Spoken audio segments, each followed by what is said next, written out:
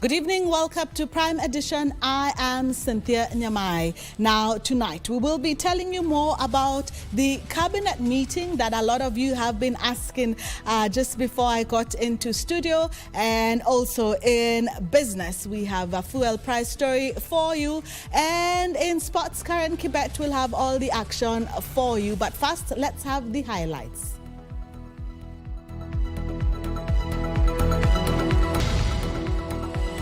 Kenya's economic growth holds steady with the inflation significantly declining to 2.7%. Indeed, we have partnered with the Ministry of Education to ensure that we register 965,000 students around the country. 2024 KCSE candidates to be issued with Maisha card in readiness for post-secondary school transition. When the government fails to fulfill its promises, particularly concerning payments to essential service providers, it harms vulnerable communities. Catholic bishops raise concerns over what they term as dwindling public confidence in the government, attributing it to unkept promises. And two people seeking recognition as children of the late President Mois now want his remains exhumed for DNA matching.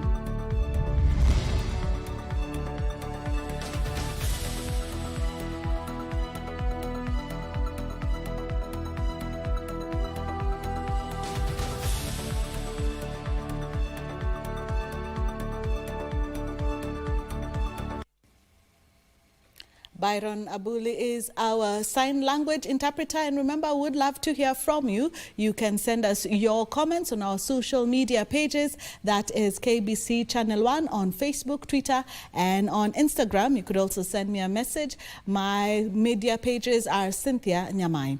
Now, Kenya Conference of Catholic Bishops, KCCB, has raised concerns over what it termed as fading confidence in the government by Kenyans owing to unkept promises. The bishops further blamed elected leaders of promoting selfish interest at the expense of Kenyans, citing the move to extend the term of elected leaders from 5 to 7 years. And as Timothy Kipnusu reports, the clergy challenged the government to deal with the rampant corruption, cases of abduction, disappearance and killings, and overtaxation, among other issues.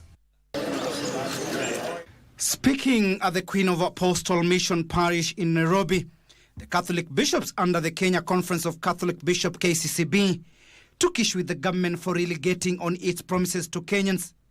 We have made clear statements many times in the recent past with very little response from the government. Despite the calmness we are experiencing, there is a lot of anxiety, and most people are losing trust in the government. The bishops, while accusing elected leaders of promoting a self-serving agenda, at the same time called on the government to address the runaway corruption within its ranks. Corruption may not always involve financial benefits, but the unjust use of position and authority or abuse of office.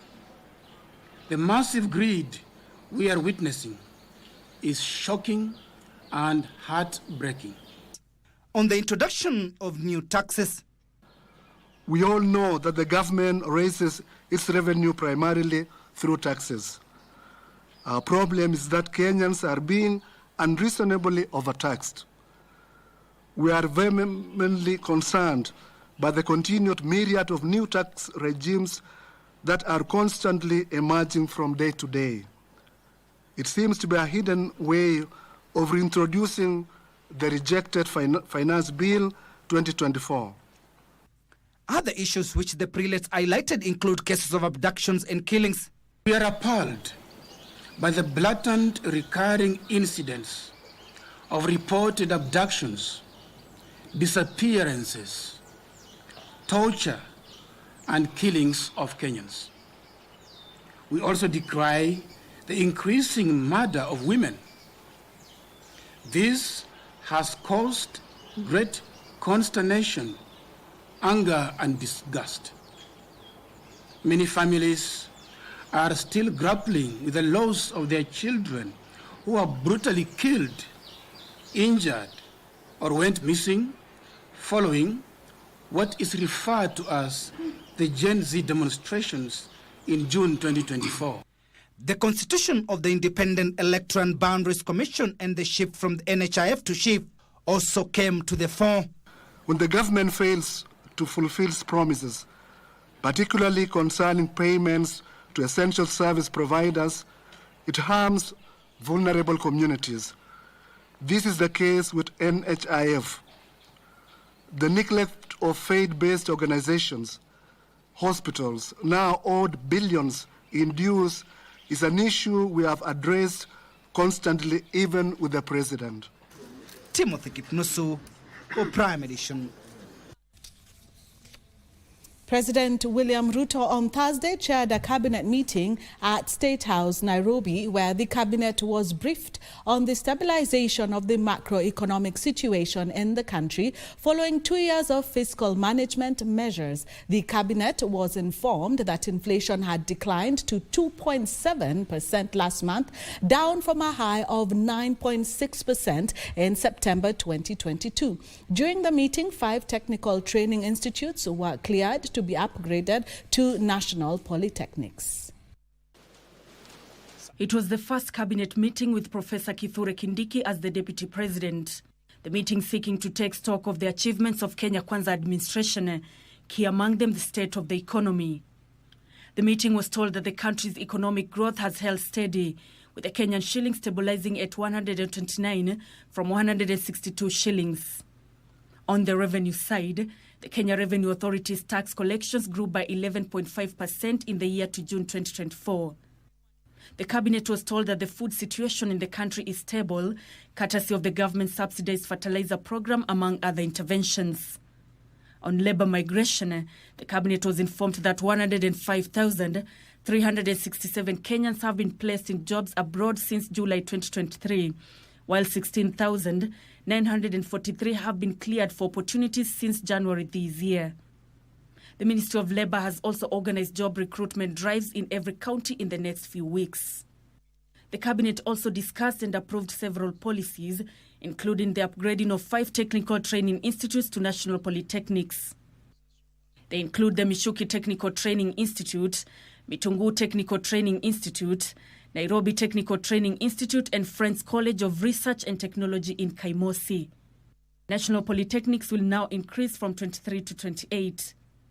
On the rollout of the Social Health Authority, the cabinet was briefed that former NHIF staff would be moved to other departments in government and none of them would lose their jobs. Additionally, in the past month, 5 billion shillings have been paid to cover debt by NHIF to hospitals. So far, more than 14 million Kenyans have registered with the Social Health Authority. Nancy Okware, Prime Edition. An inheritance case where 2 individuals are seeking to be recognized as the late President Mwai Kibaki's children took a twist Thursday after they asked the court to okay the exhumption of the body for DNA testing. Jane Nkina Likimani and Jacob Ochola Mwai, through their lawyers, told the court attempts to settle the matter through mediation failed, hence DNA testing would confirm their claims that he was their biological father. And as Ruth Wambui reports, the duo are also contesting the will written by the late president. 2 years after the death of the country's third President Mwai Kibaki, a court case remains alive at Milimani High Court. In the case, 2 individuals want to be recognized as his biological children and inherit part of his vast estate. Jen Kini Likimani and Jacob Ochola Mwai, respectively, have urged trial judge Rico Gola to order for DNA analysis after attempts of out-of-court settlement failed. Ochola claims to be the firstborn son to the former President Mwai Kibaki. When we were coming, I was actually ready to deal with the issue of DNA, but on reflecting and consulting widely, and also taking instructions from my client, who is with me in the court, Jacob is present. So we were ready, but upon getting instructions, I am for the view that we must deal with the issue of the will and the representation of, in the name of Apostle Hardy. In the case, Ochola Moi claims only exhumation of the late president's remains can unravel the truth, claiming no existing male siblings can assist in getting the right DNA to ascertain that he is Kibaki's firstborn son. There is also another application that sought for material disclosure of information vis-a-vis the will that had been filed. And those are the two applications that are pending. The late president's family have since opposed attempts to exhume the body, saying subjecting the body to DNA testing will violate their privacy. We will be seeking that the firm of Coulson and Honey, or Coulson Honey, ought not to appear in these proceedings for any litigant, because they will be key witnesses in establishing whether or not this will is indeed a forgery or not. The two are contesting the will in which the late Kibaki had listed his 4 children, namely Judy Wanjiku, Jimmy Kibaki, David Kagai, and Anthony Githinji as heirs to his multi-billion estate. If it is not a valid will, if it is a forgery, if it is otherwise not compliant with the law, then it's dealt with under the rules of intestacy. And that means we all go back to square one, and there is no dominant position by the petitioners, as they are currently constituted, sitting in the position of saying, we are the petitioners, you are the outsiders. Justice Ogola slated the hearing of witnesses for 26 June 2025.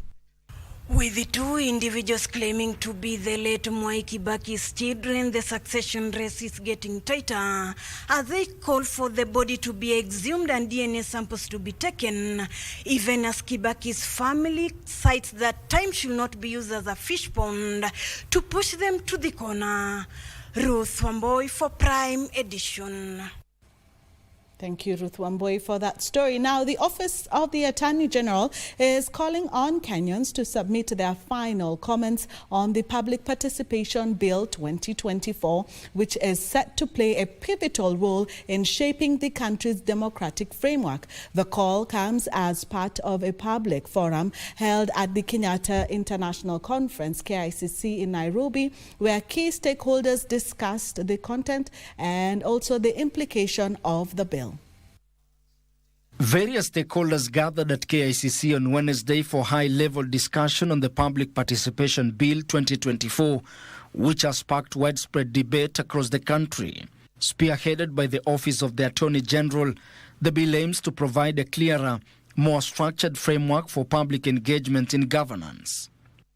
We invited feedback through the office's website and social media on 26 September 2024 and recently on 8th November 2024. Now waive it.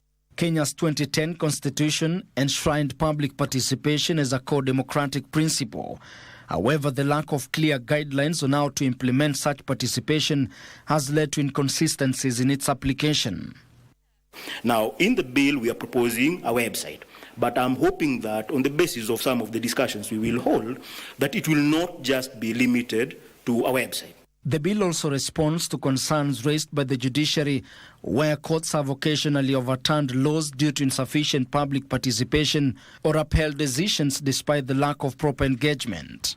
Does it include both natural and legal persons, so that the legal persons are going to be involved A, in being mapped as analysis of public participation, and B, in dispute resolution to get remedies and benefits in of themselves? The Office of the Registrar and Office of Public Service, then should the appointment be done by the Public Service Commission? While we are talking about the office of the registrar being an office in the public service and the appointment being done by the cabinet secretary, that might occasion a bit of confusion of who the appointing authority ultimately is. As the bill moves towards finalization, the Office of the Attorney General is encouraging all Kenyans to submit their final feedback. Once passed, the Public Participation Bill 2024 is expected to be a landmark piece of legislation in Kenya's pursuit of a more inclusive, accountable and just society. Ben Chumba, Prime Edition.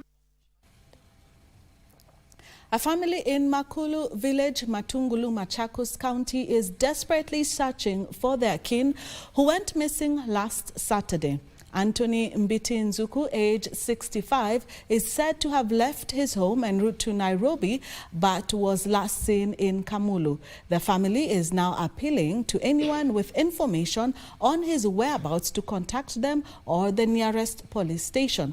According to the family, Anthony's health has worsened after he was involved in a gruesome road accident that injured his leg and left, leading him to suffering from memory loss. The devastated family says they have searched for him and reported the matter at Kamulu police station with little success. Additionally, they have combed hospitals and morgues and with little hope. In case of any whereabouts, you can contact the nearest police station or the family directly on the number 071-652-8461 or 0714-166-541.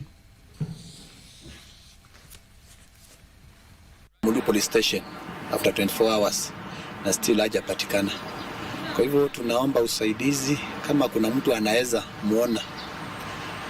Akili yake si nzuri sana, huwa inaachilia. Anatembea mguu mmoja, alikuwa amefanya accident, mguu mmoja inachuchumia na akili amefanya operation, kwa hivyo huwa inaachilia. Na sometimes anakuanga violent na anajua kujieleza. Akili yake haijarudi tunomo kabisa, huwa inaachilia. Kwa hivyo tunakaa naye hapo nyumbani tunamchunga. Siku hiyo tu alitoka na akapanda motorbike akaleka upande wa Tala.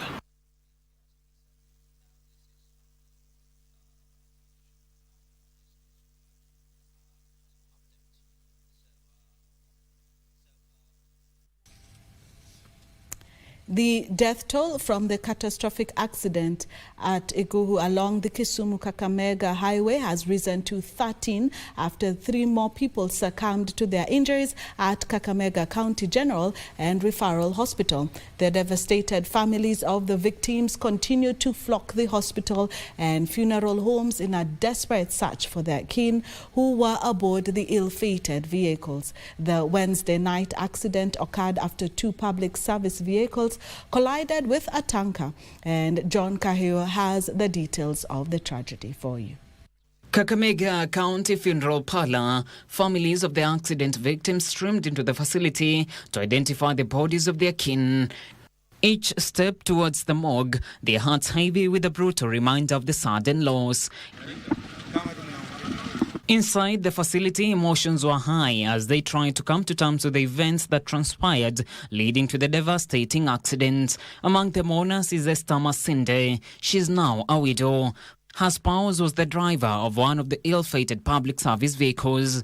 She shares her memories with her now deceased husband. Bado mimi rafiki yangu ndiye alinipigia simu kwamba gari yenye mzee yako ndani imepata ajali na ameaga. Ilikuwa kitu karibu saa 1 ndio nilipata ujumbe. Kanibidi nikapanda pikipiki nikakuja mpaka hapo. Sasa sijui nini iliendelea sababu nilipata tu magari matatu hapo. Nissan 2 na trailer. Hassan too is grappling with the loss of the dad. Tulitoka tukafika mmoja tukapata babetu amelala. Leo tumekuja hapa tuone kama tunaweza safirisha mwili. Hapa mwili tupeleke Luanda. The story mirrors that of Dida Amimo, a mother to one of the deceased persons. She tearfully recalls her final conversation with the son who is a college student. Alikuwa amecheza kwa stage kweli kweli. Wakanionyesha vile mtoto wangu alikuwa anatoa mashairi hapo, wanamshangilia. Hata mimi nilifurahia. Kumbe nilikuwa nafurahia mtoto wangu alikuwa anawacha dunia. A few kilometers from the morgue, we find Amia Bukasu. She's one of the survivors of the crash. Mimi nilikuwa nalala, then nikasikia tu a big bang, then izo crashing, alafu venye niliamka nikajipata the upper side niko nje ya boot, like nimetokelea kwa boot, but the other side iko ndani bado ya iko ndani ya gari. Though her scars tell the tales of what transpired, she's grateful to be alive along with her family. My dad akatoka akakuja akanisaidia na other people wakanivuta nikatoka nje, then my brother alikuwa ametokea from the window. Kakamega County Governor Fernandez Baraza has urged the road users to be vigilant as festive season beacons. I'm also meant to understand that this truck had worn out tires, so basically it was unroadworthy. And this is the time that we need to call upon the Ministry of Transport to instill the road safety measures. John Kahiro, Prime Edition. Thank you, Kahiro, for that story. Now, we will be coming back shortly after the break, and I will be telling you about an initiative of Microsoft and the government where they will be training more than 300,000 civil servants. That and more coming up shortly.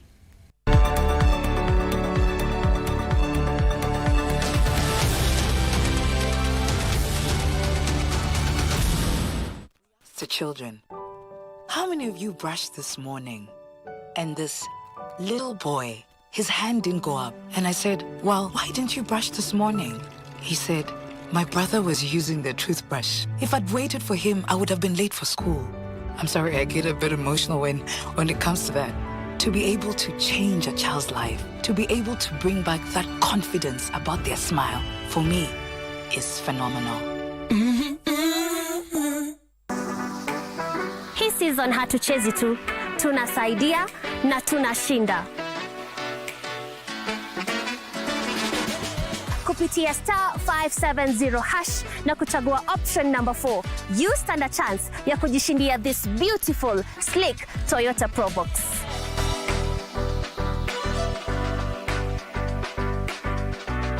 With a 1500cc engine, fuel consumption iko chini.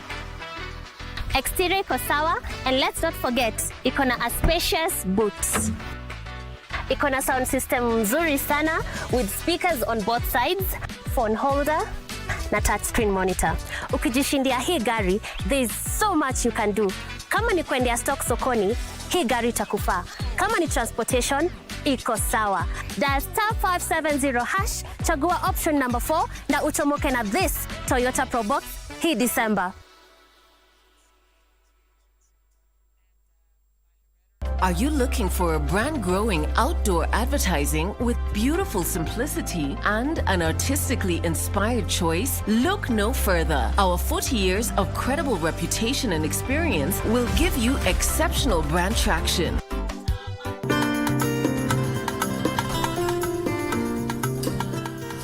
Wewe ni nani na unataka nini? Ama kweli hapo kwa kujua mengi hujakosea, lakini kuna mambo mengine huyajui, hautakuja kuyajua na wala. We are located at Corner Plaza, 4th floor on Parklands Road. TikTok. Get your brand on the talk with City Clock. Ile mnapoona saa zingine naweza amka hata nishindwe kuamka ni kuumwa. Inauma mpaka inabidi nikae kama nimelala. Ikianza kuuma tu ina affect hapa nje, huwa inauma kabisa, inapiga huku karibu na jicho hivi, alafu na meno.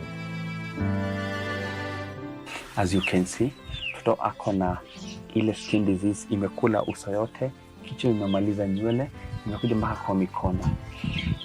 Na naambiwa mtoto apati help. Mtoto anapitia na uchungu ya mwili kwa sababu saa zile kuna jua. Huyu mtoto unaona anaanza kubleed. Pia number 2, huyu mtoto psychological.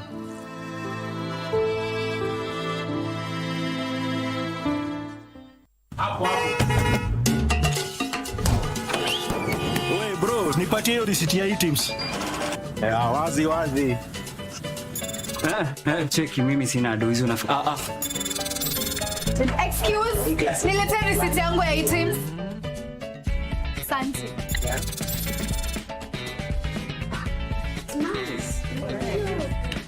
Ni pesa ngapi? 3,000. Hebu nisaidie na ile risiti ya items.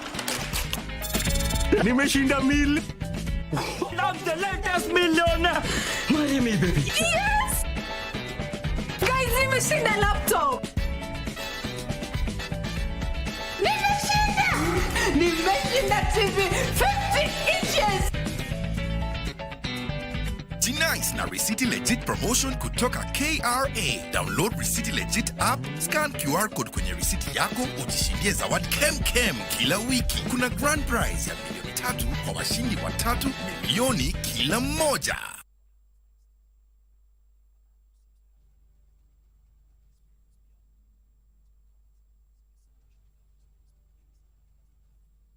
The University of Kabianga invites all graduates, students, parents, and the general public to the 12th graduation ceremony to be held at our main campus pavilion on Friday, 15th November from 8:30 a.m. Witness the conferment of degrees and award diplomas by the University Chancellor. The theme of the graduation is Innovation and Commercialization of Research for the Betterment of Humanity. Follow this event live on KBC Channel 1. All are welcome.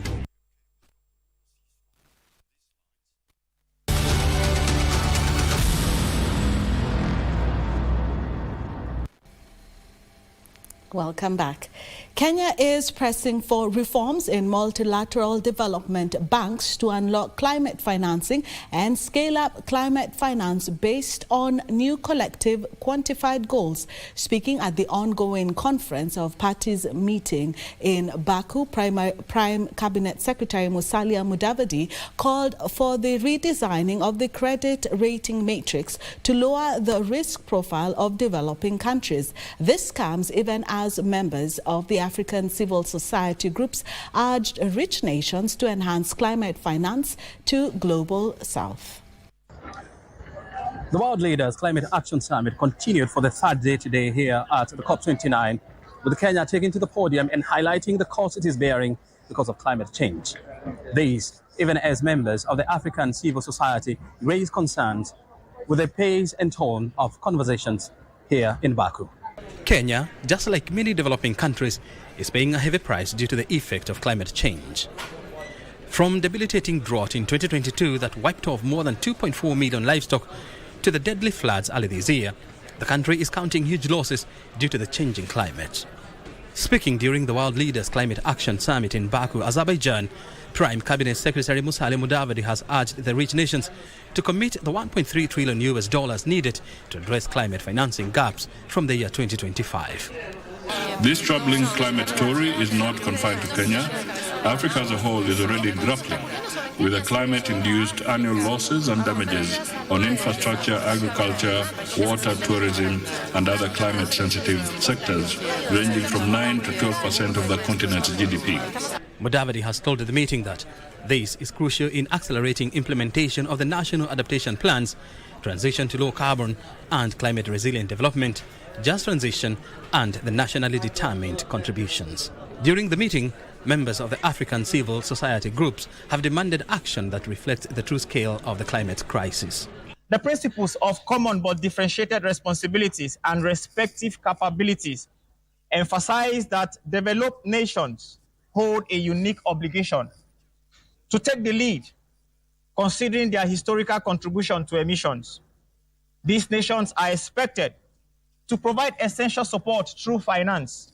Speaking on the sidelines of the ongoing talks, the civil society group said financial commitments by rich nations are vague or conditional, while carbon reduction pledges lack the bold targets required to limit global warming.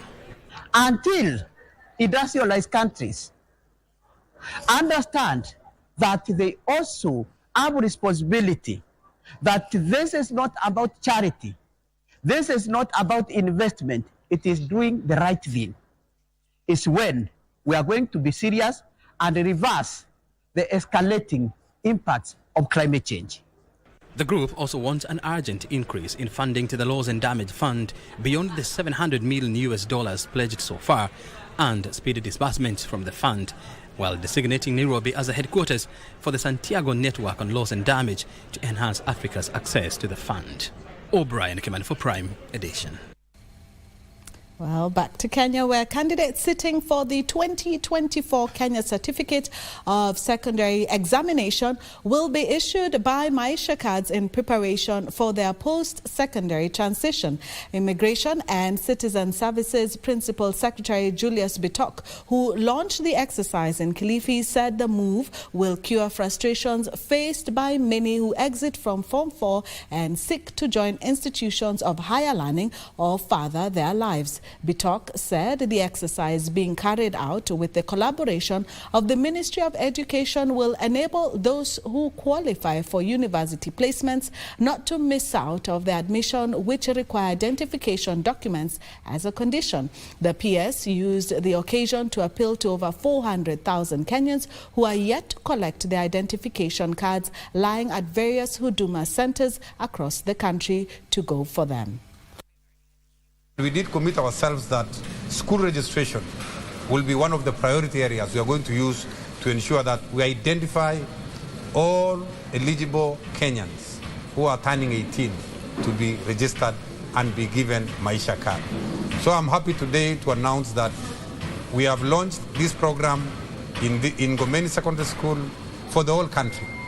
And we are encouraging all our stakeholders, all our teachers, all our county education officers, all our county commissioners, all the stakeholders in the registration arena to come together to be able to roll out this very important program so that we capture all our students while they are in school.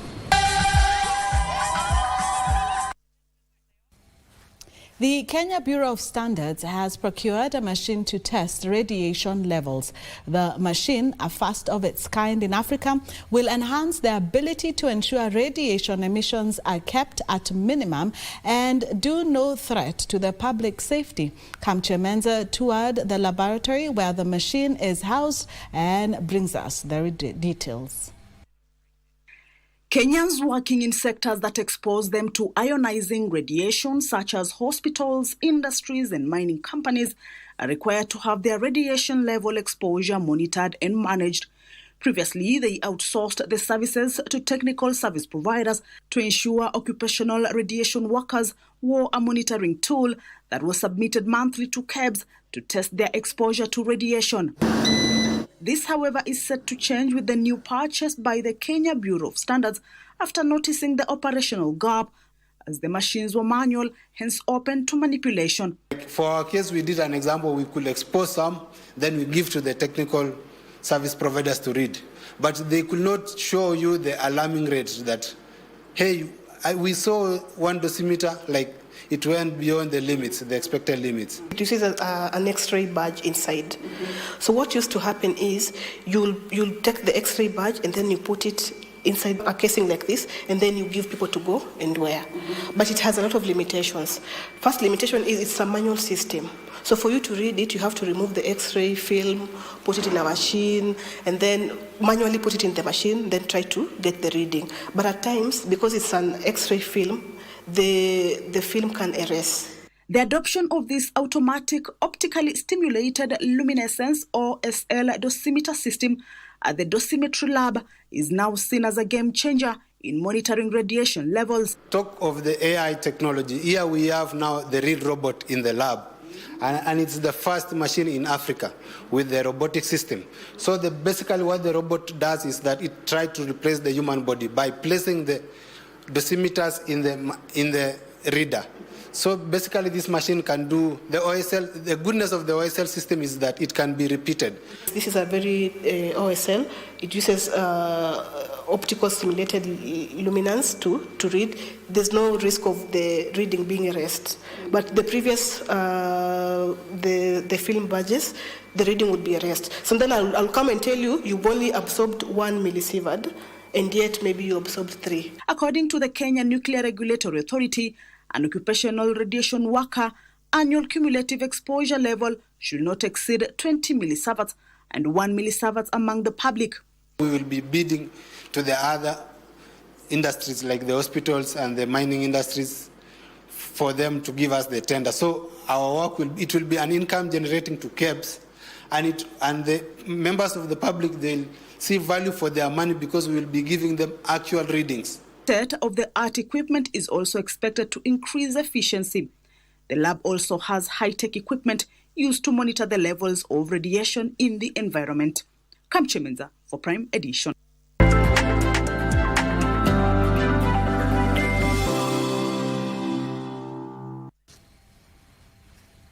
Welcome back. It's now time for business.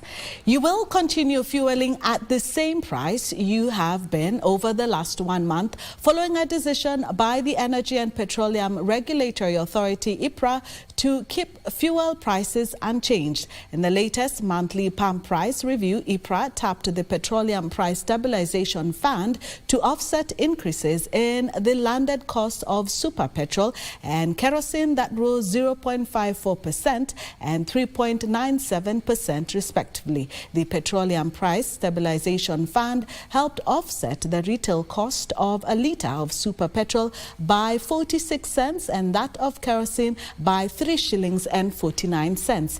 The shilling was steady against the dollar, marginally appreciating by 12 cents.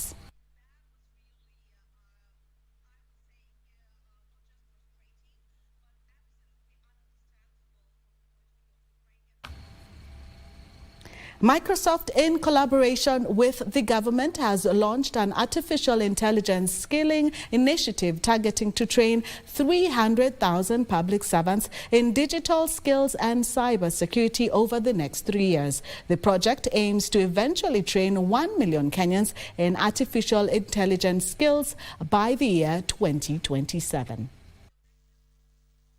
The ICT Authority targets to have trained 200,000 public sector workers cumulatively by the end of 2024 in digital skills and cybersecurity.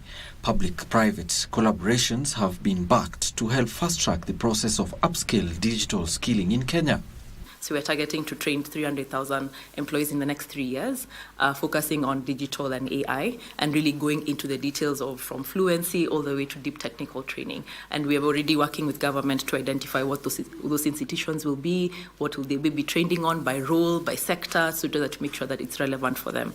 Through the AI Skilling Initiative, Kenya is collaborating with the United Nations Development Programme, Microsoft, and the Africa Center of Competence for Digital and Artificial Intelligence skill, which will serve as an incubator for public sector innovation. The Ministry of ICT to really drive that scale, and so they already have the target of 20 million as part of their digital master plan. So how do we work with them to achieve that goal? Small businesses have been the main beneficiaries of the digital upskilling in AI. However, the entry of more public sector workers is expected to create the critical mass needed in digital skills resilience. And looking at the skilling and the skills level, that's the only thing that as a country we can depend to really increase the ratio of productivity, either from an enterprise perspective, but also from a labor perspective. Specifically from 2007, and we have worked a journey together that has been around preparing women and youth, especially those from marginalized and underserved communities, to be able to enter the digital economy. Cooperative Bank made 19.2 billion shillings in net profit during the first 9 months of this year, representing a 4.3% increase. Cooperative Bank Group Managing Director Gideon Murioki says the profit was driven by 12.3% growth in net interest income to 36.9 billion shillings. Net loans and advances increased from 378.1 billion shillings to 381.3 billion shillings. From this, total operating income increased by 10.8% to 59.2 billion shillings. These comprise the net interest income, which rose by 12.3% to 36.9 billion shillings, and total interest income, which grew by 8.2% to 22.3 billion shillings. This will have propelled the lender to higher profit, were it not for the higher expenses that ate into the bottom line. During the first 9 months of this year, total operating expenses increased by 12.7% to 32.7 billion shillings, mainly on account of opening of 8 of the targeted 15 new branches this year that pushed up the number of employees. In addition, the lender increased investment in digitization and the core banking system. Cooperative Bank Group Managing Director Gideon Muriuki says the bank continues to leverage the latest version of Finacode from Infosys, one of the best-rated platforms globally, to support the group's digital synergy. He says the lender has moved 93% of all customer transactions to alternative delivery channels, such as the contact center, ATMs, mobile and internet banking, and Coop Kojirani agents. Muriuki says the Cooperative Bank Group will pursue strategic initiatives focusing on resilience and growth in the various economic sectors.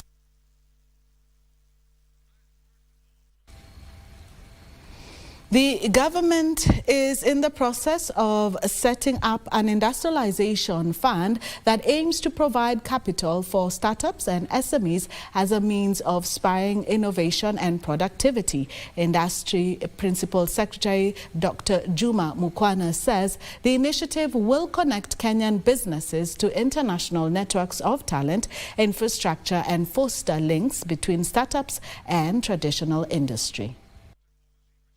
Kenya's manufacturing sector has been plagued with challenges such as limited access to finance. To this end, Industry Principal Secretary Dr. Juma Mukwana says a fund is being set up to enable small business owners access grants and low-cost loans. We realize that a lot of our young people who want to go into industry find it very expensive. We have a women fund, we have a CDF, we have a youth fund, but we had forgotten to put together an industrialization fund. This is really the most important one, where somebody can get some money, 5 million, 10 million, 15 million, to buy machinery, to develop a product and test the market. Additionally, entrepreneurs were encouraged to innovate products that are competitive and affordable to the local market. Stakeholders noted that understanding customers' needs and adapting emerging market trends will enable business owners to curate their products and services for a niche market. When you come to Kirti, knowledge is transferred to you, and then from there, at least you're incubated. You use the equipment here, even though you had said at least we need to upgrade. That one we are looking upon on how to do it. But I can tell you, these are great warriors of this country. They have taken a step. They have decided they are not going for employment. They have decided they want to become industrialists so that they can employ.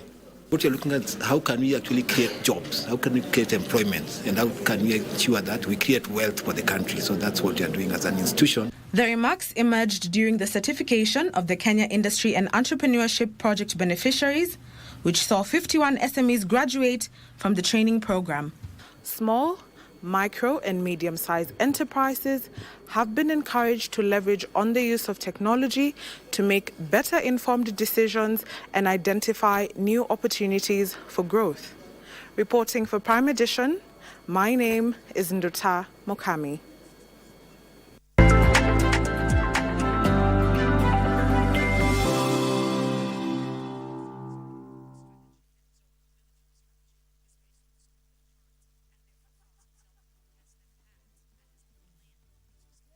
Ungependa kuwa mshindi na Lucky Box?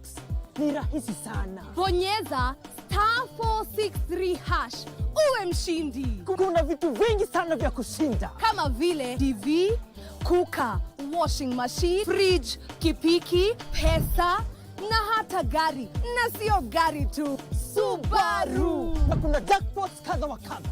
Kuna power jackpot ya 1.9 million. Mega jackpot 2.5 million. Na Super Sunday ya 3 million Kenya shillings. Kila mtu anaweza kuwa mshindi. Bonyeza *463#. Uwe mshindi. Kuchagua box ni kuchagua chapa.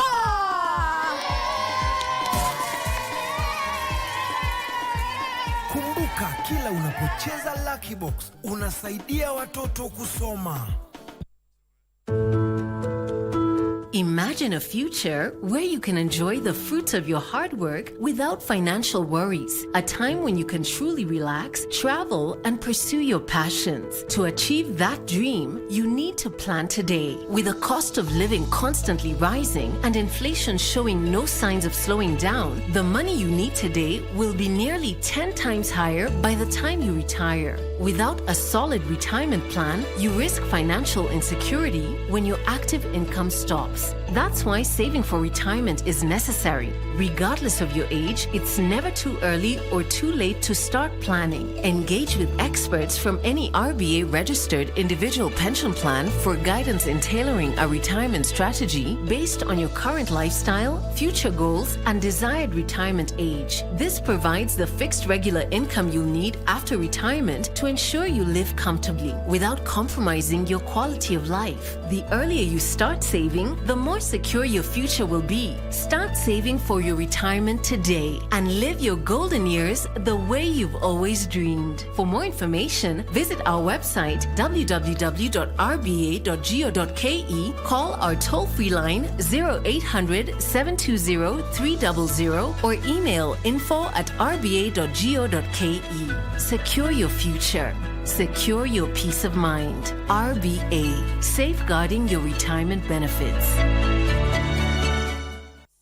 Mamlaka ya ukusanyaji ushuru nchini inakuletea kampeni ya umma ya G-Nice na Risiti Legit. Thibitisha risiti yako ukitumia app ya Risiti Legit, upate nafasi ya kuibuka mshindi wa zawadi kemkem kama vile shilingi milioni 1 pesa taslim, laptops, televisheni ya inchi 50, smartphones na zawadi zingine. Tutatembelea maeneo ya Juja Road, Eastleigh, Shauri Moyo, Majengo, Bahati, Kariobangi, Fedha, Pipeline, Kayole, Dandora, Mwiki, Kasarani, Roysambu, Githurai, Kahawa West na Zimmerman, Ijumaa tarehe 15 Novemba mwaka 2024. Pata app ya Risiti Legit kwa Google Play Store au App Store kwa maelezo ya kuingia katika mashindano ya Risiti Legit. G-Nice na Risiti Legit. KRA, tulipe ushuru tujitegemee.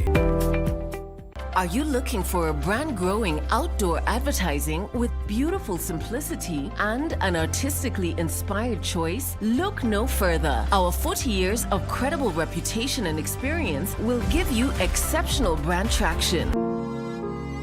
As you can see, mtoto ako na ile skin disease imekula uso yote, kichwa imemaliza nywele, imekuja mpaka kwa mikono. Na naambiwa mtoto apati help. Number 1, mtoto anapitia uchungu ya mwili kwa sababu saa zile kuna jua, mtoto unaona anaanza kubleed. We are located at Corner Plaza, 4th floor on Parklands Road. Take talk. Get your brand on the talk with City Clock.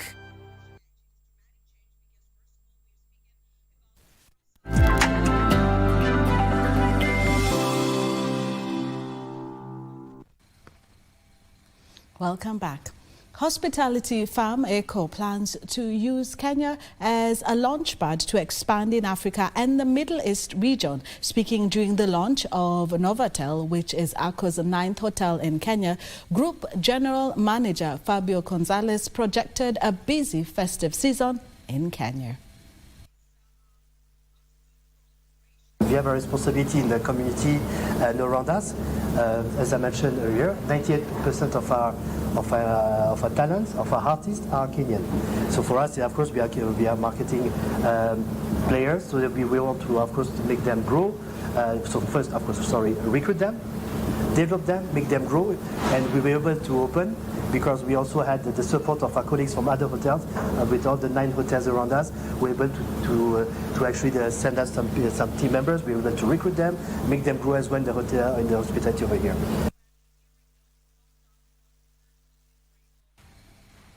The Kenya film industry is set to benefit from a sound design masterclass program by the Multi-Choice Talent Factory in collaboration with the U.S. State Department and U.S. Embassy in Nairobi. The collaboration seeks to support local talent, improve the technical and artistic quality of local productions. The Kenyan film industry has grown significantly over time. However, local producers are concerned about challenges such as sound quality. These include prohibitive equipment prices, limited access to critical software, and a shortage of certified sound facilities that meet international requirements. To address these, the MultiChoice Talent Factory, in collaboration with the U.S. State Department and the U.S. Embassy in Nairobi, has launched a sound design masterclass which will help aspiring designers and seasoned professionals refine their craft. Whether you're an aspiring sound designer or a seasoned professional looking to refine your craft, or simply fascinated by the magic of Hollywood movies, films, and animation, today's workshop promises to be an exciting and inspiring journey into the world of sound design. The masterclass targets to lay the groundwork for the local film industry to achieve a competitive edge on the global stage. First and foremost, we'll be able to deal with some of the areas that we find really critical and needing attention really from sound professionals across Kenya and East Africa. What do we hope to do moving next? We want to create a network coming out of the masterclass that we've had now. We want to share the resources for learning over and above the masterclass that we've had now. The event brought together over 70 sound design or engineering experts and enthusiasts from across Kenya's film and TV industry. Winslow Spamba for Prime Edition. A coalition of 21 civil society organizations has rolled out an initiative to construct water pans in arid and semi-arid areas in efforts to address food security. Under the Chukua Control Consortium, the civil society organizations identified water challenges as among factors fueling food insecurity in Kenya. Here is our reporter Pauline Nasimu with the details for you. Chukua Control.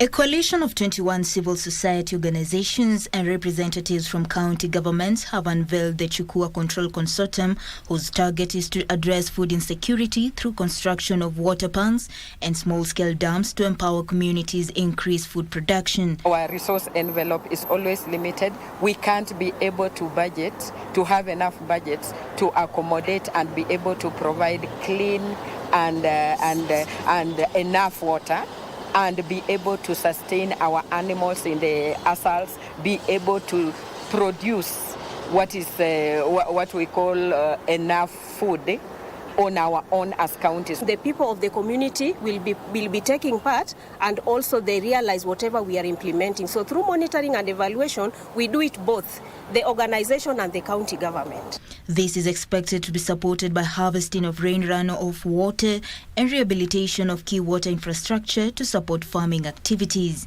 This week, we've sunk 4 boreholes for the communities within the larger Marsabit County. 4 wards, Maikona, Deche, and then we have Turbi, and then lastly in Moyale. Paulina Smith for Prime Edition. The Kenya Revenue Authority, in collaboration with Kenya Broadcasting Corporation, has rolled out a campaign to sensitize taxpayers on the enhanced features of ITIM's and electric tax invoicing management system. Kenya Revenue Authority Chief Manager in charge of ITIM's, that is Hakamba Wanangwe, says introduction of the electronic tax invoicing powered by VAT collections by 15% to 314.2 billion shillings in the last fiscal year. The Nice na Receipt Legit Roadshow Caravan kicked off in Nairobi with performances by Paul Nunda, famously known as Jua Kali, and Wanja Asali, a Mugithi performer.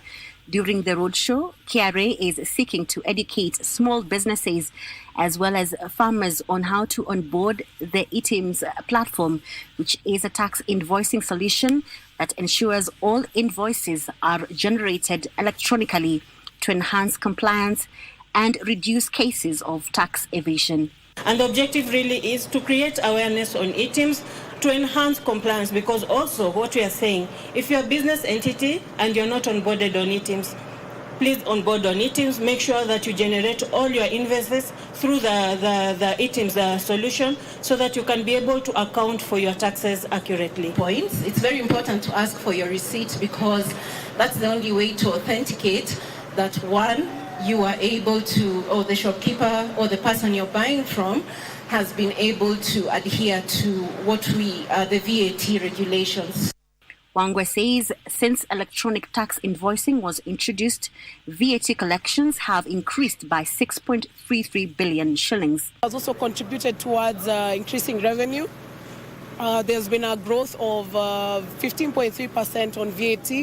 Even though it is electronic, she says KRA has introduced an offline functionality and plans to roll out tax invoicing on WhatsApp. Mention the small traders who, as much as yes, we have provided the simplified, for some of them they say, I still may not be able to. So we have introduced a concept known as reverse invoicing, where the person buying from this very small scale trader who may not be very conversant with technology is still able to comply in terms of... The 1 month roadshow targets VAT registered taxpayers and non-VAT taxpayers is on Thursday and Friday, being conducted in Nairobi before proceeding to Nakuru, Kakamega, Bungoma, Embu, and then Kisii. Wairi Mujenga for Prime Edition. Carbonet Town is a breathtaking mosaic of nature, culture and adventure. With its lush landscape, rich biodiversity and vibrant cultural heritage, Carbonet is not just a destination, it's an experience waiting to be discovered, as highlighted tonight on Magical Scenes.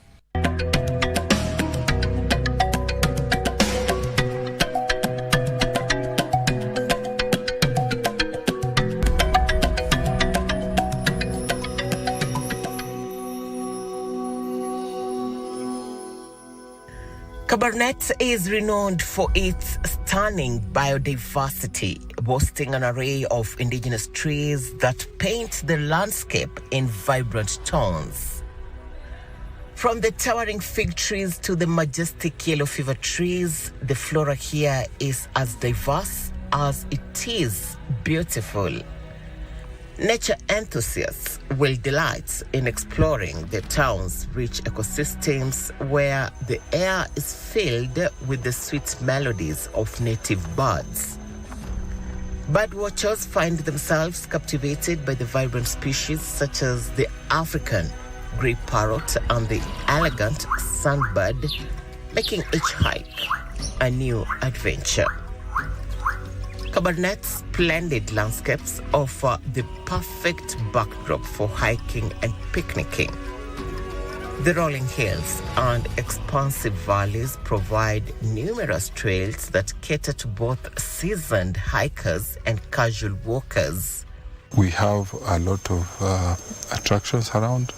The sceneries, you can come visit. The nearby Cheploch Gorge, there's about 15 minutes from here, is a famous, where we have the famous divers. We have for excursions and bikers, we have Marop Hills for those who are doing the hikings. We have the nearby Lake Baringo, where you can do boat riding and all that. So there's a lot of activities, a lot of attractions that you can indulge in when you're in Carbonet. As you trek through the grassy hills, the panoramic view of the Great Rift Valley will leave you breathless.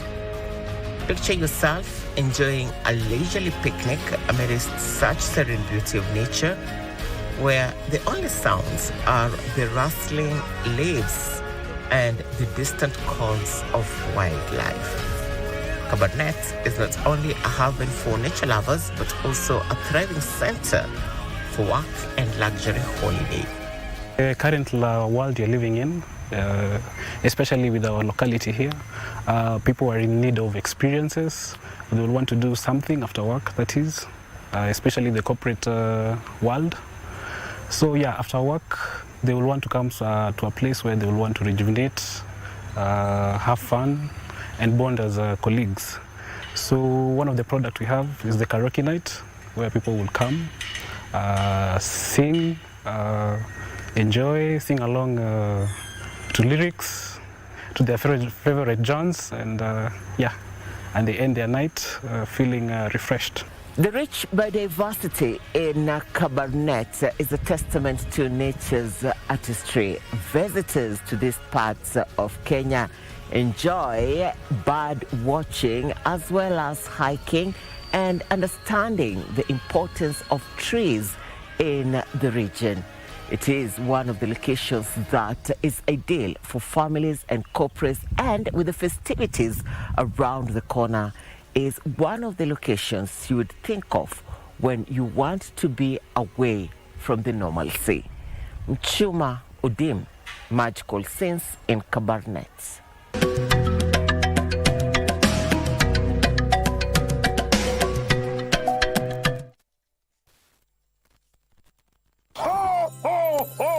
Christmas imefika na zawadi zake zimefika, na kama wewe ni memba wa Lutubutu usiogope, itisha, tutakufikishia. Nini unataka ikuwe ni yako ama ya mwenzako? Dial *570#, chagua option 5 uwe memba, alafu tuma ujumbe mfupi kwa 40090. Weka wish list yako. Ni nini unataka? Unataka fridge? Unataka microwave?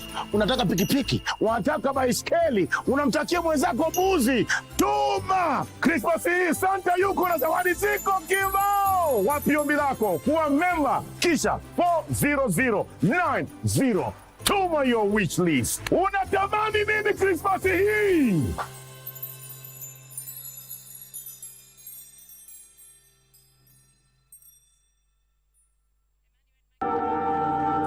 Just do it quickly and painless. Watu wangapi wanajua hii maneno? Ni yeye, mimi na wewe tu. Hiki tunataka iwe kati yangu na wewe. Nishapata solution ile job. Vitu na JMO hauniambii, zikisha backfire ndio unanikumbuka. Let's go, toka. Hebu kuja kunipigie simu, hii si nyumba yako. Twende. Ni poa kama hawa wakute mapema before wakukute. Tamaliza kabla hajatumaliza. Kabla umfikie. Na kwa nilishakamaliza kitambo. You're not ready for what's coming your way. You know what? Jackie needs to be taught a lesson. Jackie needs to be taught how to shut up. Nini? Ndamaliza mmoja kwa mwingine. Thank you. For what? For being the voice of reason when I need it.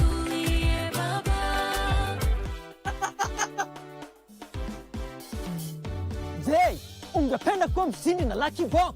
Ni rahisi sana. Bonyeza *463# uwe mshindi. At this location. Ransom? We can't do this without any violence. After we're done with him, we can go back to being enemies, but for now, he needs to go, like immediately. Your father told you very well. When Alice is back, I expect you to back away from my family for good. Kila mtu anaweza kuwa mshindi. Bonyeza *463#. Uwe mshindi. Kuchagua box ni kuchagua chapa.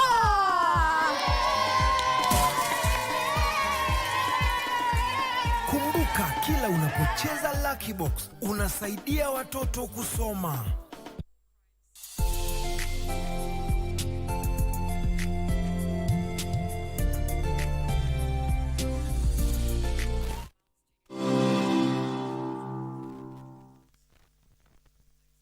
Welcome back.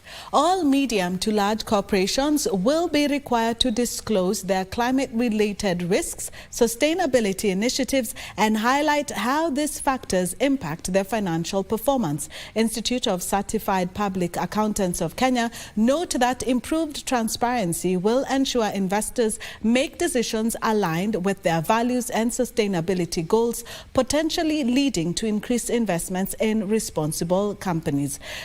Trevor had an interview with ICEPAC's manager for sustainability. Have a look. Thank you very much, and a very good evening to you all, our viewer, from wherever you're getting us from. And yes, just like you rightly put it, Kenya is facing increasing environmental pressures, including frequent droughts and loss of its biodiversity. And with this increased awareness of social issues and environmental issues, investors and regulators are pushing for transparency in corporate practices. Additionally, investors are sort of seen to be favoring companies with strong ESG credentials. And today is a special day because the Institute of Certified Public Accountants of Kenya has launched Kenya's roadmap for the adoption of the IFRS Sustainability Disclosure Standards. And joining me now is CPA Moenga Elvis, who is the Manager of Sustainability Standards at the Institute of Certified Public Accountants of Kenya, also known as ISPAC. Thank you so much for joining us, Elvis. Please, you could just begin by telling us what this means. Could you give us an overview of what the IFRS Sustainability Disclosure Standards are and how they are significant to us? Thank you so much, Trevor, for inviting me. So, IFRS standards have been with us for a while now. It's just that they've been on the accounting side. In accounting, we have IFRS accounting standards, which essentially is just a framework that guides on how companies should report on their financial standing. Now, ISPAC is a member of the International Standards Setting Body, which we belong to.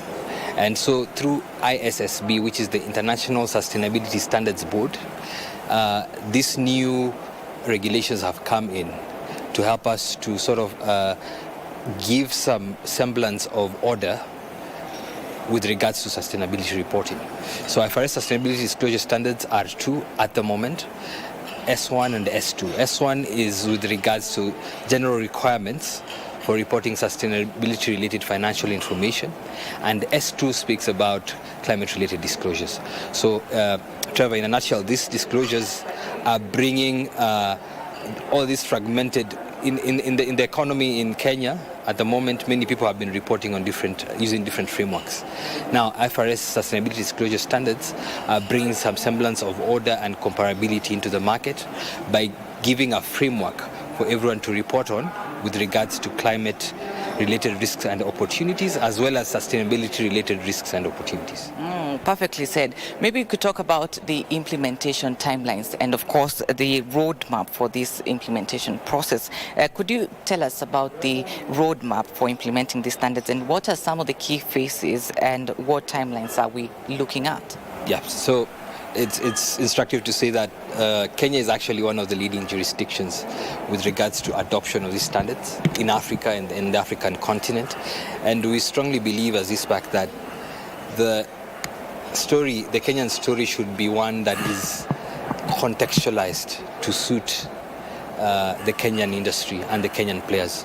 So we did form a multi-stakeholder committee on climate and sustainability reporting that was composed of academia, guys from manufacturing, insurance, banking, regulators such as the CBK, CMA. All these players came together to develop this roadmap, and that's why it's very well thought through. In terms of the phases of adoption, we have three main phases. One, the first phase is voluntary.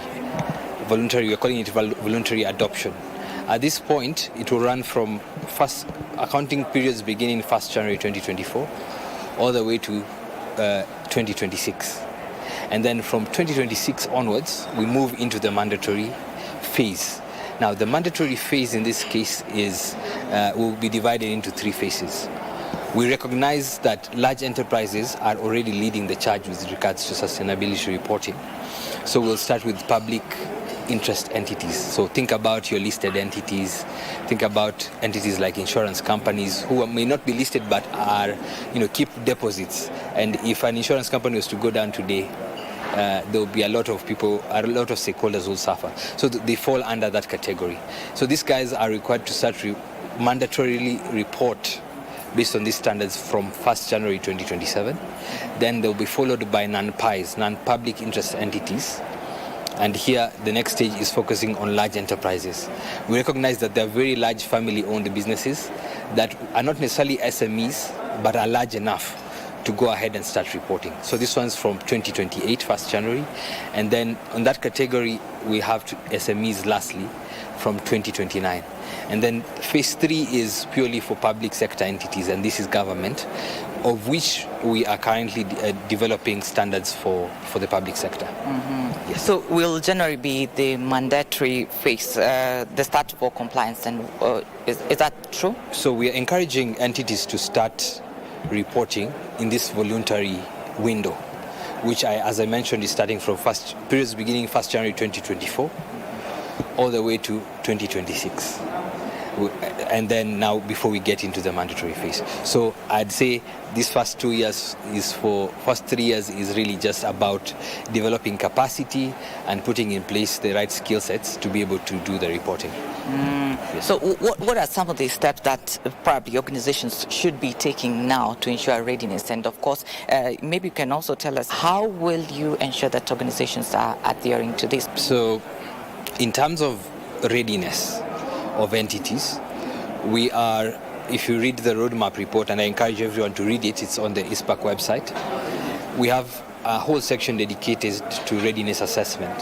Here we have given pointers to entities on what to look out for in the various segments so that they are ready for reporting. I can give a few examples. One is on, and the most obvious is on establishing what we call a baseline. Now, a baseline is ground zero. Where are we as an organization? What capacity do we have for reporting? Do we need to invest a little bit more in terms of our technology and whatnot? So baseline assessment. The other key thing entities need to look out for is something we're calling materiality. What is material for a Safaricom is not material for someone in manufacturing. So different organizations will have different material issues to report on. So the readiness assessment basically looks at these aspects and gives a sort of a very broad way of thinking about how do I start? Because I know one of the challenges, especially for SMEs, will be where do I start from? The readiness assessment just breaks it down all the way from governance. And I need to also mention that the standards are divided into 4 key pillars. There's risk management. Actually, I need to start with governance because everything starts and stops with leadership. So at governance level, at your board level, at the leadership level, do they believe in sustainability? Do they see the business case for sustainability? And then you need to come down to strategy. What is your strategy? How are you planning to report on your risks and opportunities from a sustainability perspective? And then the third pillar is risk management. Basically what organizations, especially the more established ones, have been doing in terms of enterprise risk management. And then finally, metrics and targets, which is simply saying in 2026, we plan to reduce our CO2 emissions, our scope 1 emissions or scope 2 emissions by this much, and then measuring that performance over time. That's what we are calling metrics and targets. So those are the 4 key pillars that underpin this particular standard. All right. So after the 4 pillars, of course, who will be conducting these assessments? Is it by the companies themselves, or will you be playing a role in ensuring that you assess them and, of course, give them guidance to the process? Well, as a regulator in charge of standards, we're very keen on the readiness assessment, and that's why we included it in our roadmap. But we are aware there's still, I have to admit, there's still discussions around should there be a self-assessment tool, sort of making a self-assessment tool available to the market because of the cost implication.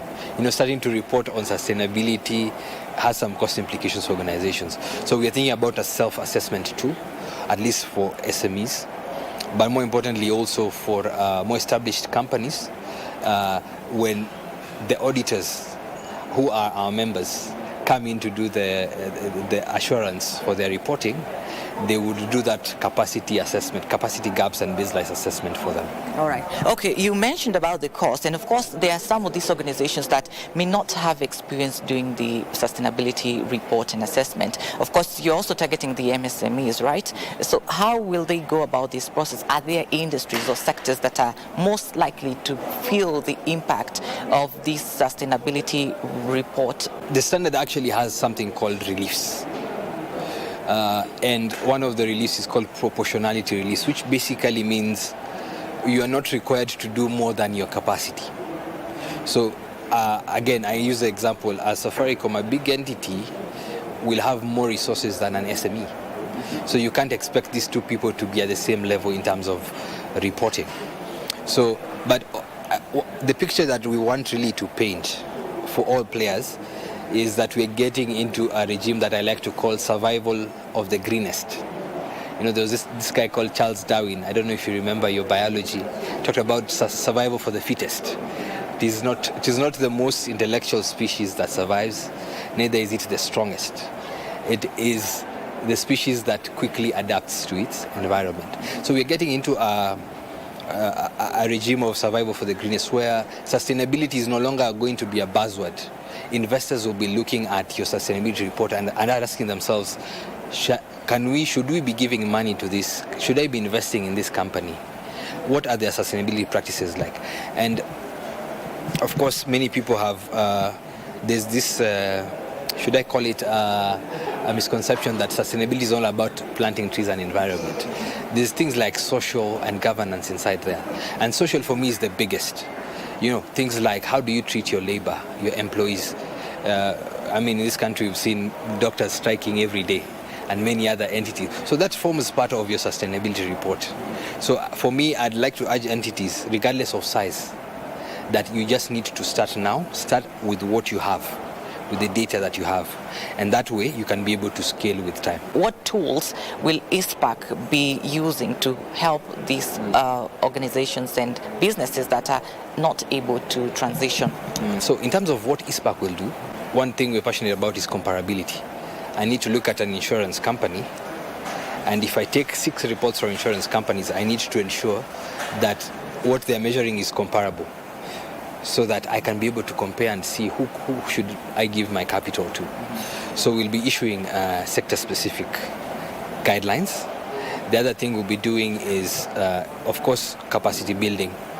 We do a lot of trainings on ESG, and I encourage those who may be interested to go and check out our website on upcoming trainings for the same. And a lot of stakeholder engagement. We'll be hosting a lot of roundtables early on next year with some of our partners, so that we can entrench ESG properly into the market. Perfect. You've mentioned about, we indicated in the beginning of this interview that we're seeing a shift, now that you talked about the investor confidence, we're seeing a shift of investors sort of favoring organizations that are keen or have clear ESG credentials, yeah? And of course, one of the reasons why you've launched this, like you rightly put it, is because we have unstandardized and formats that are not applicable in the global standards. Yeah? How do you envision this to be to boost investor confidence in Kenyan businesses, and of course in terms of aligning it to global best practices through the adoption of the IFRS S1 and S2? I think when it comes to investors, what we need to think about is the same way investors would look at financial statements. When I want to invest to buy shares in Safaricom, I go to their financial statements. At least, okay, not everyone, but I want to believe this is what you'd look at. I want to go read their reports. I want to see how their performance is looking like. What is the future looking like? So take that and apply it to sustainability reporting as well. And ask yourself, am I, as an investor looking at your report, am I getting enough information to be convinced about investing in your company? So investor confidence is very key, and we're getting into, as I mentioned, survival for the greenest. The greener you are, the more capital flows you will attract. And in fact, I predict in the next 20, 30 years, and it started happening actually. You've seen green bonds and the rest. The amount of interest you'll be charged on a loan as an entity will also be based on your sustainability reporting. Someone will sit somewhere and say, these guys are polluting, so we need to, increase the interest that we charge on their loan. So it's no longer a luxury. It is a business imperative. That's what we are saying. Mm-hmm. Yeah, and investors are demanding for such information. Of course, you've mentioned about the investors and the businesses themselves. What are some of the economic benefits, especially the long-term ones, especially for the country, the environmental and economic impact? Yeah, I mean, our president has been in the news many times saying that, one of the biggest exports of Kenya should be, carbon credits, and there's been a lot of talk about the same. So climate change has brought its fair share of opportunities as well for many entities. Carbon credits will become a thing coming forward. I saw NSC want to drive that agenda, and many others. So, of course, the most immediate advantage is that now will be protecting the environment. We all need to live here. We all need to survive here. So protecting the environment is our first step, first advantage, both for ourselves and for posterity. That's the first thing. The last thing I think that will be, as I mentioned, carbon credits are a source of income, and many other green bonds that come with climate financing as well. Let's talk about assurance of these disclosures. Of course, I think I read from the report that it's set to be phased in 2032. Is that right? Yes. To be phased in by 2032. So what are some of these assurance, what will this assurance entail, and how will it ensure the accuracy of sustainability reports? Yes, thanks Trevor for that. I think greenwashing is a term that has been thrown around, and essentially it's an entity claiming to have done sustainable things that are not true. So think about it as how, again, you would offer audit and assurance for financial reporting. We're saying assurance needs to happen for sustainability reports, so that when I say my board is there's gender parity in my board, I have a good number of women and men, it needs to be something that can be verified. So assurance is very important in ensuring that what players are reporting on is actually accurate, and that way you give the investor confidence when they do when they place their money and their investments in some of these companies. Perfectly said, Evans. And of course, someone watching this would love to know, will there be consequences for not complying to this by the set deadline? As ISPAC as a standard setter, of course, has the mandate to ensure these standards are applied in the market. And so in terms of enforcement, of course, given the limited and reasonable assurance that we're giving these reports, of course we would have to give opinions that are adverse or negative for entities that are not complying. The other thing would be, of course, the cost of not complying is higher than the cost of complying, if you think about it that way, because now everyone will be asking, so thanks for your accounting statements, but we also need to see your sustainability reports. So for us, we continue at the initial stages, of course, not to scare anyone, but we are more about building capacity, helping players do it right, improving the data, and then when we get to the mandatory phase, then we'll start thinking about any penalties that would be there. Evans, my very last comment. I want you to, what is your message to businesses? Of course, you've mentioned that the benefits or the merits of complying outweigh the demerits of not complying. What's your last take on this? Key take home for our viewers is that there's a business case for sustainability. It's no longer a buzzword. It's no longer CSR. Many people confuse ESG with CSR. It's about embedding ESG into your day-to-day as a business, how you create value. So my advice to all players is that it will be tough at the start, like anything new, but with the guidance that ISPAC will offer, together with other regulators, we should make it a smooth transition into the reporting phase for these entities. I'd also encourage them to visit the ISPAC website, to read the roadmap for themselves and understand what it will entail. But more importantly is to start where they are. Start with the resources that you have. Don't reinvent the wheel too much. All right, thank you very much, Moenga Elvis, for joining us here. We really do appreciate your time. Thank you so much. All right, thank you so much. There you have it. A journey of miles begins with just a step. And today, with this launch today, Kenya joins other countries in embracing the IFRS S1 and 2 standards, which will focus on general sustainability disclosures and climate-related risks, respectively. That has been us, and from me, Trevor Ngendo, I hand it over back to Broadcasting House. Thank you, Trevor. Now, high implementation costs, security concerns, regulatory hurdles and complex insurance products are the key challenges slowing integration of technology in Kenya. This is according to the latest state of the market report by the association Kenya Insurance that identified systems downtime and also technological hitches as well as data security concerns as the key concerns for the digital platforms operated by bank insurance firms. Here is Frederick Mwoki with the details. Integration of technology remains essential for bank assurance entities to thrive as automation helps enhance customer experiences while optimizing operational processes. However, integration of technology in bank assurance faces challenges such as high implementation costs and security concerns. To address the challenges faced on digital platforms, bank assurance institutions should prioritize reliability and technical support, being advised to strengthen data security and enhance training for staff. Technology has a big role to play. You saw one concern around claims. The customer satisfaction in terms of claims is about 52%, which is pretty low. Why? Because there's a lot of paperwork involved. So the first thing that we need to reduce is the paperwork. The report indicates that motor accounts 59% of the total non-life insurance premiums, while credit life mortgage controls 63% of the total life insurance products. Of course, motor contributes the highest premiums. Motor insurance also contributes the highest losses in the market. There are many factors that come to influence the losses coming through.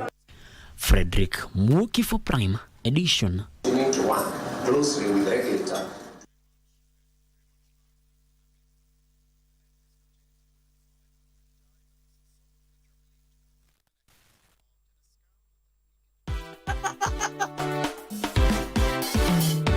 Je, ungependa kuwa mshindi na Lucky Box?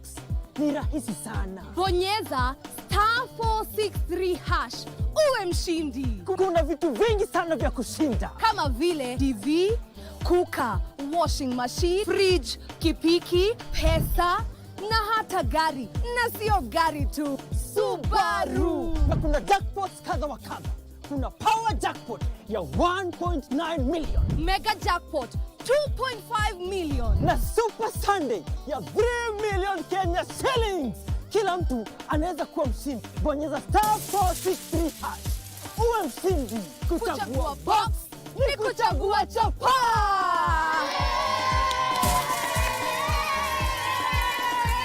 Kumbuka, kila unapocheza Lucky Box unasaidia watoto kusoma.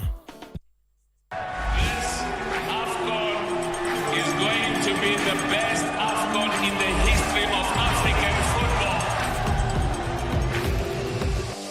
Kenya and Zimbabwe will lock horns in a must-win qualifying match for the Total Energies Cup Africa Cup of Nations Morocco 2025. Currently, Cameroon lead Group J. Zimbabwe are second on 8 points. Kenya third on 4 points, and Namibia tail the group. Follow this match live from the Peter Mokaba Stadium in Polokwane, South Africa. Live this Friday, the 15th of November 2024 at 7 p.m. on KBC Channel 1, your true sports partner.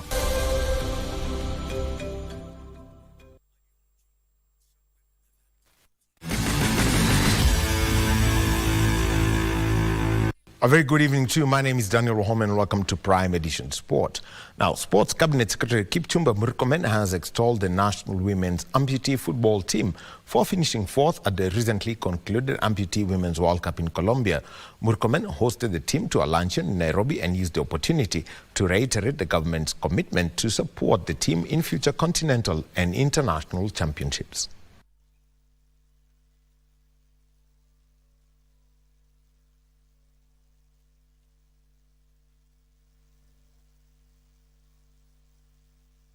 Proven that any form of disability or different ability is not a barrier in sports excellence.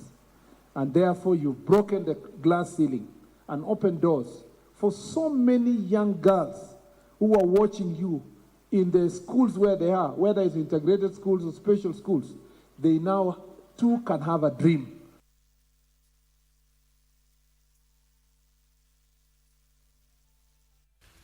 Well, and we all know that the amputee football team are back in the country, and that was after a lot of drama around it, but all's well that ends well.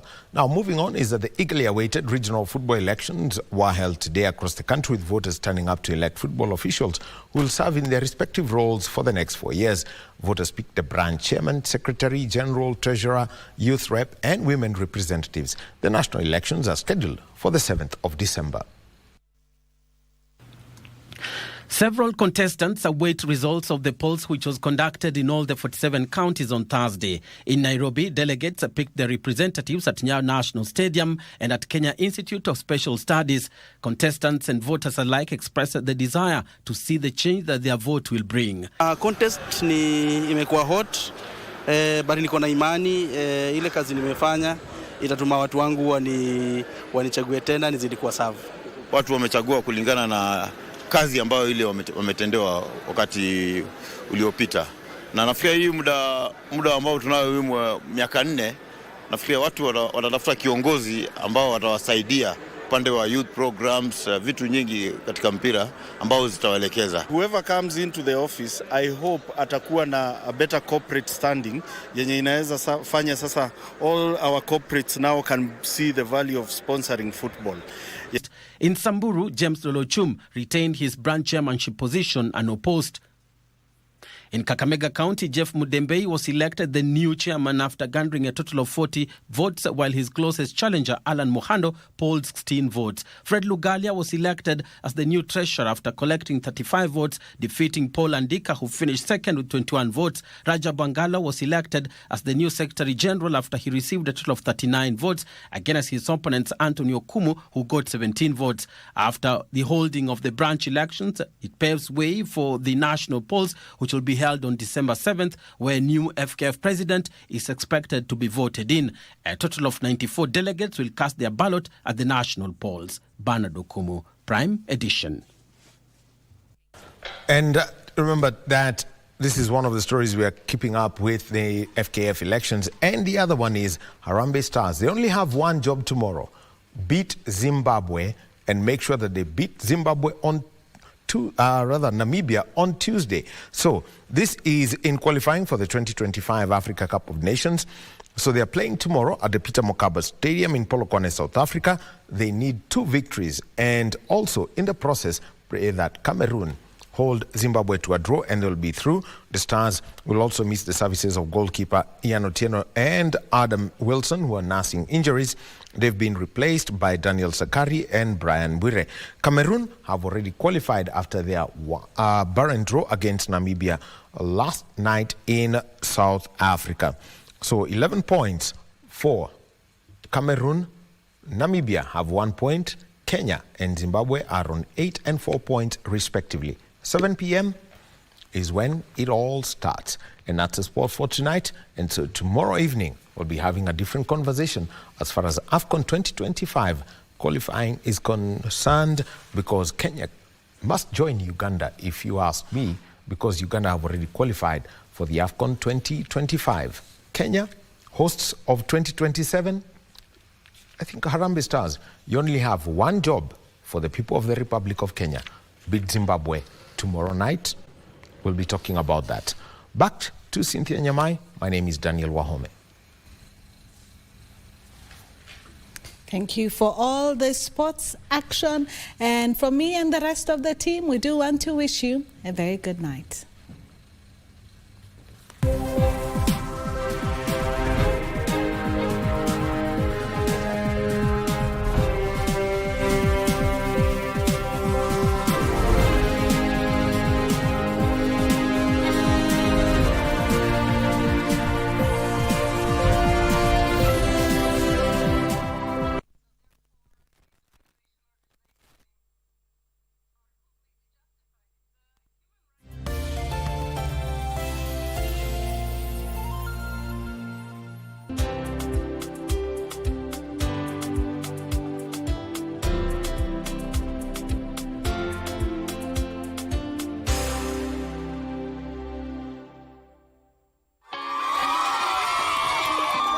nishinde gari imenisaidia sana. Nimekuwa nikitumia kubeba watu.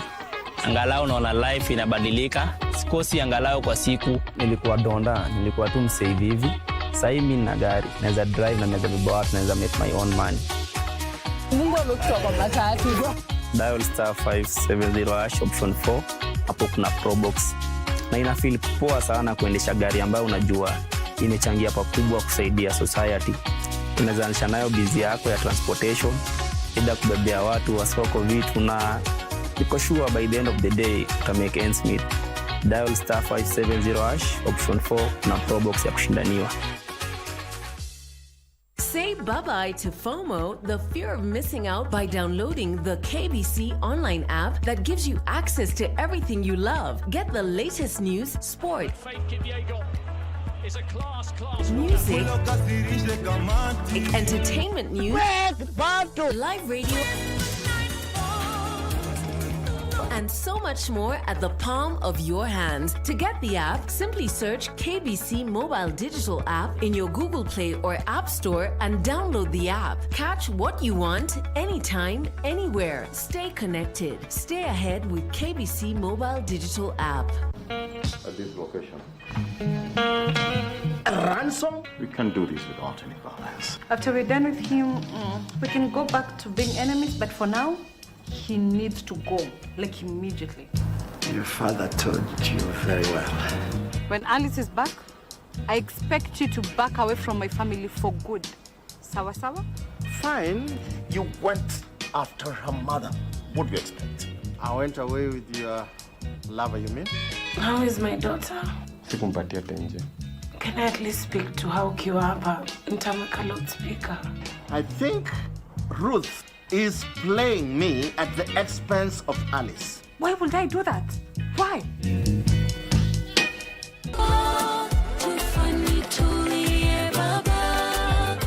Naturally, we talk about the interference and the exchange of destiny. And I have a testimony to add to it, just to understand how sometimes relationships can be used as a gateway to either hijack, interfere, or even intercept someone's destiny. Is that I lost my job in circumstances that I can't explain to date. And losing it is now when I came to meet this person. So he didn't have any weird behavior, but with time, that weird behavior came to be. Now I'd see it. This child was everything I had. So I remember just taking the child and just walking with my dead child out of the hospital and just walking into Thika Road. And I said, you know what, my child is dead, so I'm gonna walk into this Thika Road and nigongwe na gari.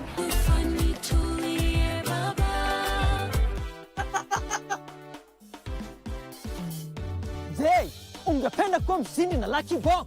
Ni rahisi sana. Bonyeza *463# uwe mshindi. At this location. Ransom? We can't do this without any violence. After we're done with him, we can go back to being enemies, but for now, he needs to go, like immediately. Your father told you very well. When Alice is back, I expect you to back away from my family for good. Kila mtu anaweza kuwa mshindi. Bonyeza *463#. Uwe mshindi. Kuchagua box ni kuchagua chapa.